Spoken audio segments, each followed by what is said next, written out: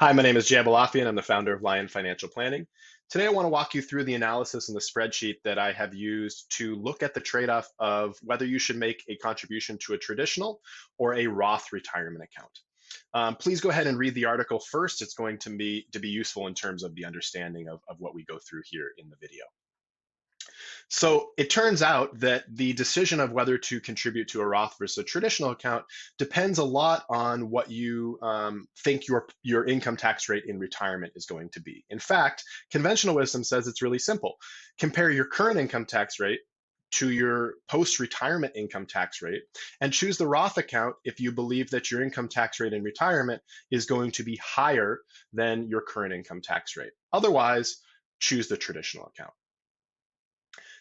Turns out that conventional wisdom is in fact correct in a variety of situations, particularly if you are saving relatively little as compared to IRS limits.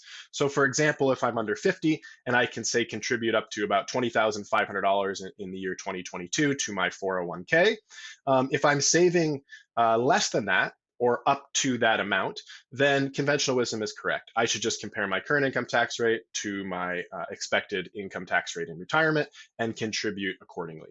However, if I'm saving relatively more than IRS limits, so in this example, if I'm saving more than $20,500 on a pre-tax basis, then the math becomes trickier, and conventional wisdom is in fact wrong, where the real decision now becomes relatively more attractive to make a Roth contribution relative to a traditional contribution, all else equal.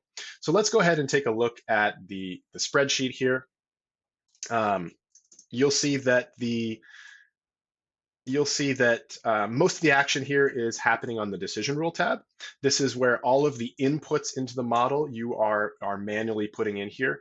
So things like, how much are you saving in total on a pre-tax basis? What are the contribution limits to your retirement accounts? What is your current income tax rate, your capital gains tax rate, how much of the contribution are you investing in stocks versus bonds, and then what do you expect for interest rate on bonds, stock dividends, and capital appreciation on stock, and how long is the investment time horizon. So how many years until you actually take a distribution from this contribution. So the model is taking all of these inputs. It's doing the calculations here over in these two tabs, the after-tax value of making a taxable contribution versus a Roth contribution, investing the excess in a taxable brokerage account.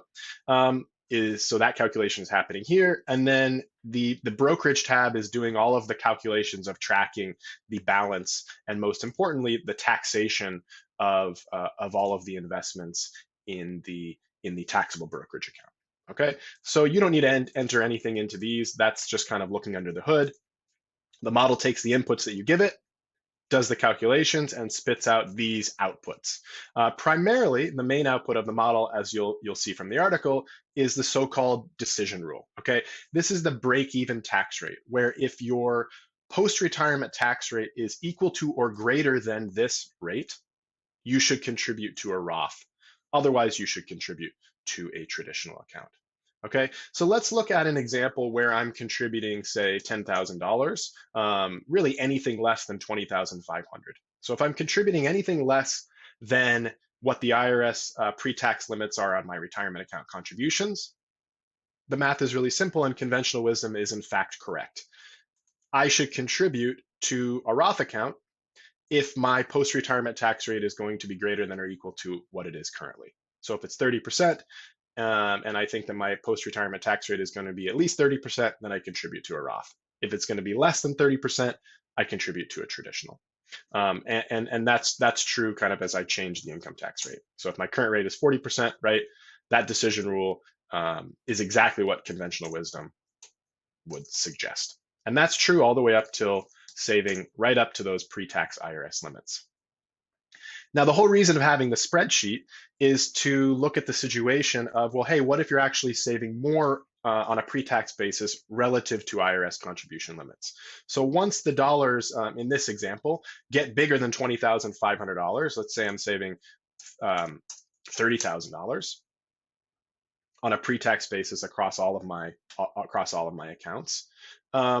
Now, what happens is conventional wisdom is wrong. In fact, the decision rule becomes such that Roth contributions are now relatively more favorable, all else equal, compared to traditional contributions.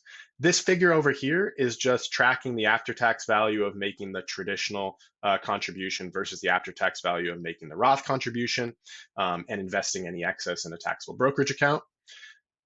The break even or decision rule is where these two lines cross. Okay, so if my current income tax rate is 30% and I'm contributing $30,000 or saving $30,000 on a pre-tax basis, the break even tax rate where these two lines cross is at 26%. That means that the after-tax value of making the Roth contribution is going to be greater than the after-tax value of the traditional contribution. So this orange area just says for all of these post-retirement tax rates, everything equal to or greater than 26%, making a Roth contribution is favorable as compared to a traditional contribution. On the left-hand side, if your post-retirement tax rate is less than 26%, you will want to make a traditional contribution. Okay, a couple other nifty things that the model is calculating is that if you were to instead follow conventional wisdom and contribute to a traditional account when the decision rule says you should otherwise contribute to a Roth account, the model is calculating the benefit of making the contribution to the Roth versus traditional, or you could think of it as the cost of making the wrong decision or following conventional wisdom. And then this here is converting that dollar amount. So say a savings of about $2,700 over 20 years, it's turning that into an annualized return. So if you can think about it as making an investment. And the nifty thing here is that a seemingly trivial decision of whether I should contribute to one account versus another can actually generate quite a significant return on investment, or tax alpha, as a lot of advisors would say. In this case, it might be 22 basis points. If you're saving relatively, or if you're in a higher income tax rate, it could be much higher. So please have fun with the spreadsheet, play around with it, use it to make your own decisions, and please let me know if you have any questions. Have a great day.